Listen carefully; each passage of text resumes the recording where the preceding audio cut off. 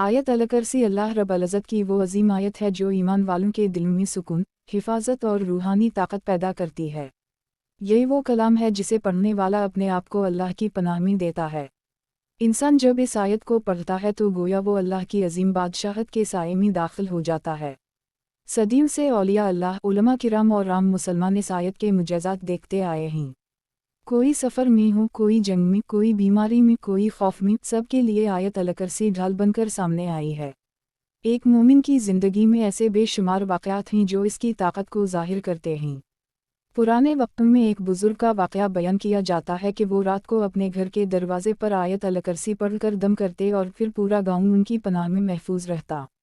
लोग हैरान होते कि उनके इर्द गिर्द के गाँव में चोरियां होती रहतीं, आफात आतीं, लेकिन जिस गाँव में वो बुज़ुर्ग रहते वहाँ एक तनके को भी नुकसान न पहुँचता।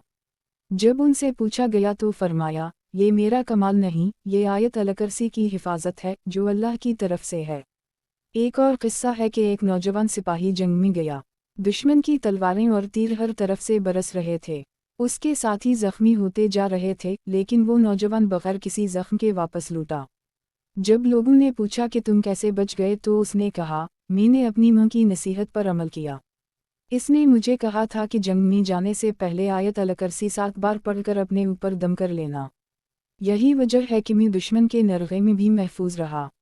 बचपन के एक वाक़ये में एक मां अपने बेटे को कहती थी कि बेटा, जब भी तुम्हें डर लगे तो आयत अल-कुर्सी पढ़ लेना। एक रात वो बच्चा जंगल में खो गया।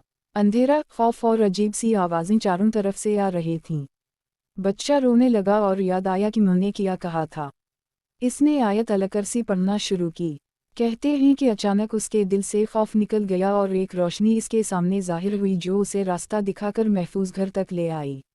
सुबह जब वो घर पहुंचा तो मैंने कहा, बेटा, ये रोशनी अल्लाह की रहमत थी जो आयत अल-कुर्सी की बरकत से तुम्हें मिली।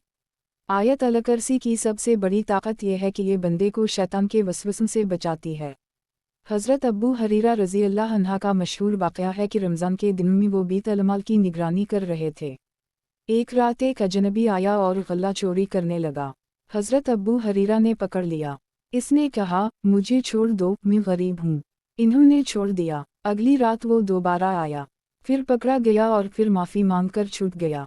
तीसरी रात फिर आया तो अबू हरीरा ने कहा, अब मैं तुम्हें रसूल अल्लाह सल्लल्लाहु अलैहि वसल्लम के पास ले जाऊँगा। इस पर उसने कहा, मैं तुम्हें एक ऐसा कलिमा सिखाऊंगा जिससे तुम हमेशा महफूज रहोगे। जब सोने लगूं तो आयत अल-कुर्सी पढ़ लिया करो, अल्लाह की तरफ से एक फरिश्ता सुबह तक तुम्हारी हिफाजत करेगा। अगली सुबह जब अबू हरीरा रज़ी अल्लाह अन्हा ने ये बात